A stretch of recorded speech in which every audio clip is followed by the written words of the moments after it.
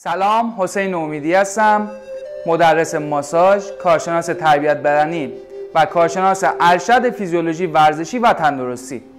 همونطور که از قبل قولشو بهتون داده بودیم، من و همسرم سرکار خانم غلامیان که در لاین بانوان مشغول فعالیت هستن، تصمیم گرفتیم که آموزش حرفه ماساژ را در مجازی مثل اینستا، سایت و فضای مجازی دیگر بهتون آموزش بدیم. خب ما سبک اول آموزش ماساژمون رو شروع می‌کنیم. سبک اولمون سبک تای اسپورت هستش که در یه حالت هم ماساژ ورزشی حساب میشه، هم ماساژ ریلکسشن. قبل از اینکه ما ماساژمون رو شروع کنیم، باید به یه سری اصل‌های ماساژ دقت کنیم. مثل مراجعه کننده وقتی به مرکزتون مراجعه میکنه، باید یه سری سوالای بالینی ازش پرسیده بشه. سوال اول: آیا طی 6 ماه اخیر تا 2 سال اخیر جراحی یا شکستگی داشته یا خیر؟ آیا در بدنش واریس دارد یا خیر؟ آیا جراحی قلب انجام داد یا خیر؟ یا عارضه‌ای که در بدنش داره، مشکلی که در بدنش وجود داره مثل گرفتگی عضلات یا مشکل مفصلی، باید ازش پرسیده بشه که در حین ماساژ در اون ناحیه با ملایمت یا اصلا ماساژ داده نشه. بعد از اینکه ما سوالای بالینی رو از شخص پرسیدیم، میریم تو اتاق ماساژ و به شخص درب کردن شخص یا آماده شدن شخص رو به طریق حوله نشون میدیم و به شخص آموزش میدیم که بعد از اینکه لباساشو در آورد، به این حالت حوله رو دور خودش درب کنه. درب کردن به معنای پوشوندنه. و بعد از آماده شدن شخص صداتو میکنه، رو تخت دراز میکشه و آماده شروع کار میشه. تا موقعی که مدلمون آماده بشه برای شروع کار، ما از فرصت استفاده کنیم و روغن‌هایی که باید استفاده بشه و سبک استفادهش و فضای اتاق ماساژ چه اصلایی باید داشته باشه رو بهتون معرفی می‌کنیم. درجه اول روغن ماساژ. ما از روغن پایه زیتون که طبع گرمی داره، تو تمام ماساژها که با روغن استفاده میشه مثل اویل ماساژ ازش استفاده میکنیم. در کنار روغن زیتون ما از روغن سیاه‌دانه، روغن بادام، روغن سبز، روغن شترمرغ و روغن هایی که نسبت به شخص مراجعه کننده باید استفاده بشه استفاده میکنیم. در کنار همچین اصلی ما باید از روغن پمپی، روغن فشاری و یا روغن درددار استفاده کنیم که حین ماساژ روغن ریخته نشه و یه همچین فضایی یا کمربند روغن داشته باشیم که روغن رو بذاریم توی کمربند روغن. فضای اتاق ماساژ باید معطر باشه، باید طبیعی داشته باشه و گرم یا سرد نباشه و به بهترین دمای اتاق ماساژ 21 تا 29 درجه است. خب ما کار آموزش ماساژمون رو شروع میکنیم.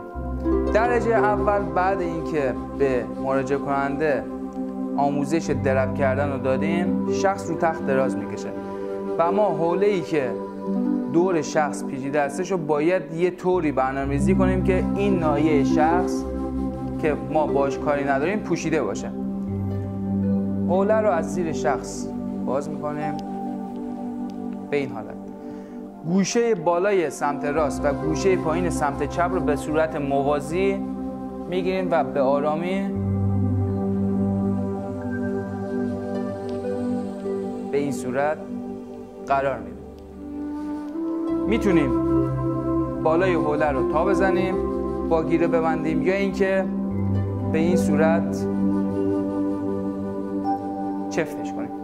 ما باید روغن مالی بر روی دست خودمون بهتون آموزش بدیم. در درجه اول نباید به هیچ عنوان شخص ماساژ گیرنده نسبت به شخص ماساژ دهنده ارتباطش قطع بشه. یعنی من اگه بخوام برم روغن رو بگیرم، به هیچ عنوان دستم برداشته نباید بشه. این ارتباط همیشه باید باشه. روغن میریزیم کف دست به این حالت، پشت دست، ساعد خلفی و قدامی و اون دست. خب این شخص الان آماده ماساژ دادن. چنانچه اگر روغنی که ریختیم رو دست کفایت نکرد، ما دوباره روغن اضافه میکنیم، در صورتی که بدن نباید خشک باشه. مرحله اول ماساژ مرحله نوازشی یا روغن مالیه. ما باید این روغن رو به تمام سطوح بدن که باهاش کار داریم پخشش کنیم. مرحله روغن مالی در حدیه که حس کنیم تمام بدنش آغشته به روغن شد.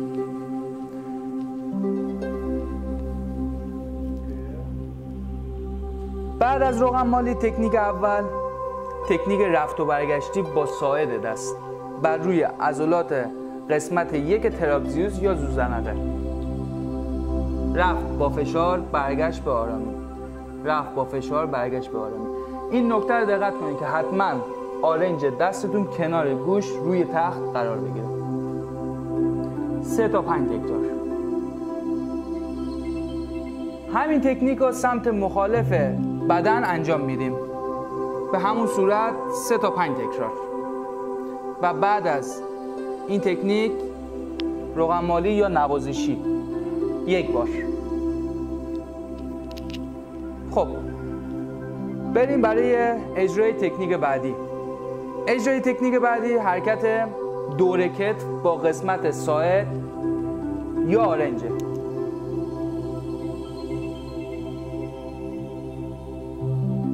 این حرکت هم 3 تا 5 تکرار و مخالفش انجام میدیم.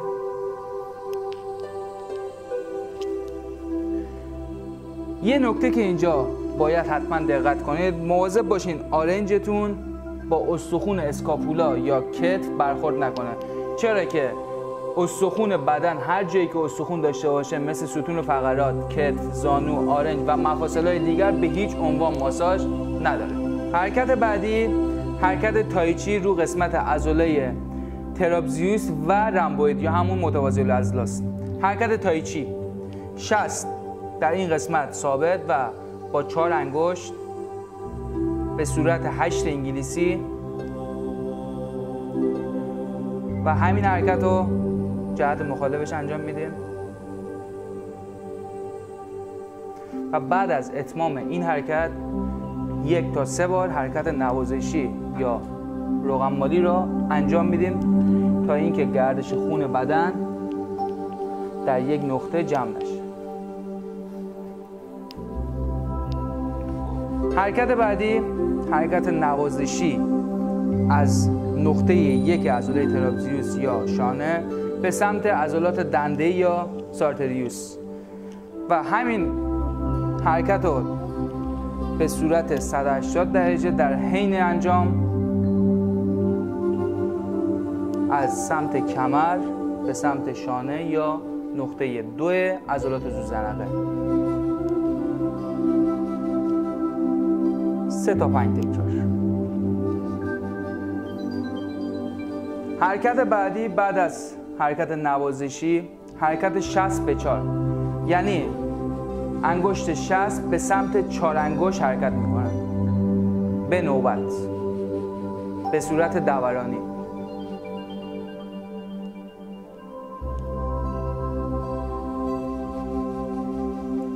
این حرکت رو 3 بار باید تکرار کنید.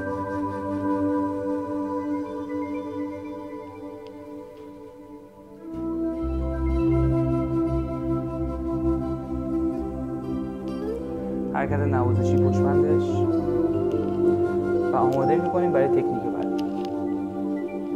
بعد از اجرای حرکت نوازشی که انجام دادیم تکنیک بعدی تکنیک 2 دست فشار. به این حالت دست که سمت بدن هستش باید پایین قرار بگیره، دستی که بیرون بدن هستش دورتر از بدن هستش روی دست بعدی. این حرکت با فشار انگشت و نیمی از فشار کف دست به آرامی سمت عضله زوزنقه 1 دور کتف برگشت و بار دوم با فشار بیشتر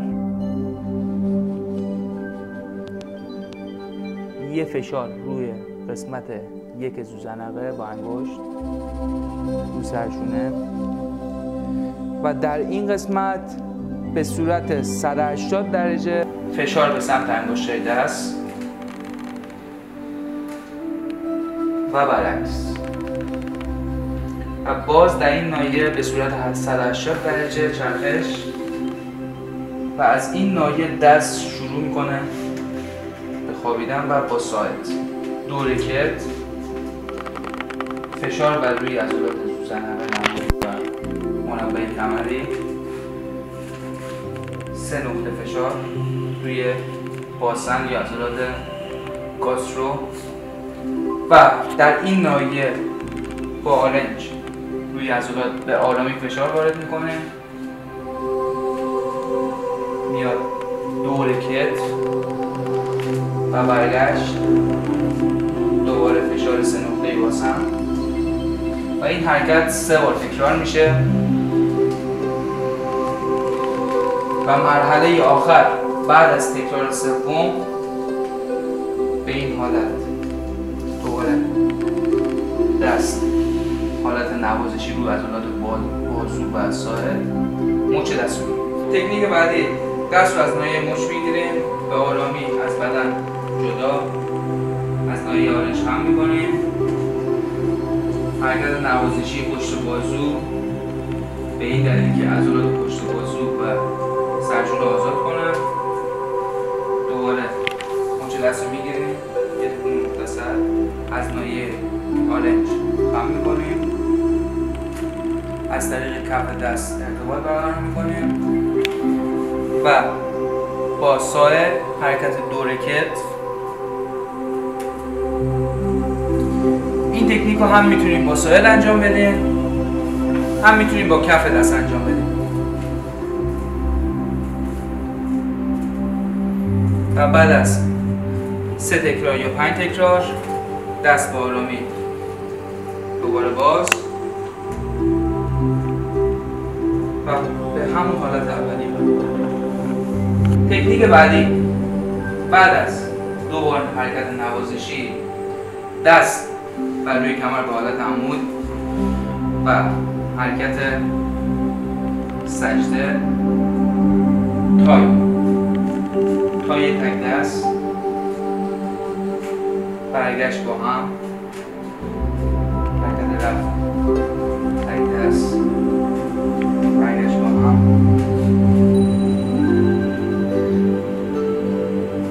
در این ناحیه باید حتما مواظب باشین که آرنجتون بر روی ستون کمرات قرار نگیره. و بعد از تکرار این حرکت جفت دست همین حرکت تایی انجام میدیم.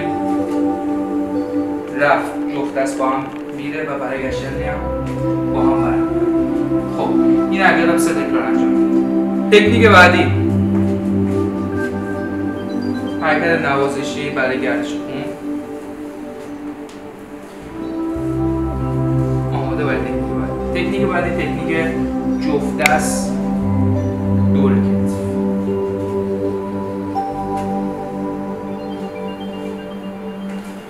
و بعد از این حرکت نوازشی و روی قسمت 3 عضله زوزنقه 3 بار در 3 نقطه فشار وارد می‌کنیم. این حرکت جلو بازو و این تکنیک رو 3 بار اجرا می‌کنیم. دوستان عزیز، حتما دقت کنید در این تکنیک حالت زاویه پا به صورت 90 درجه باید برقرار تا فشار بر روی خود شخص ماساژ دهنده کمتر باشه. حرکت نوازشی 3 تکرار.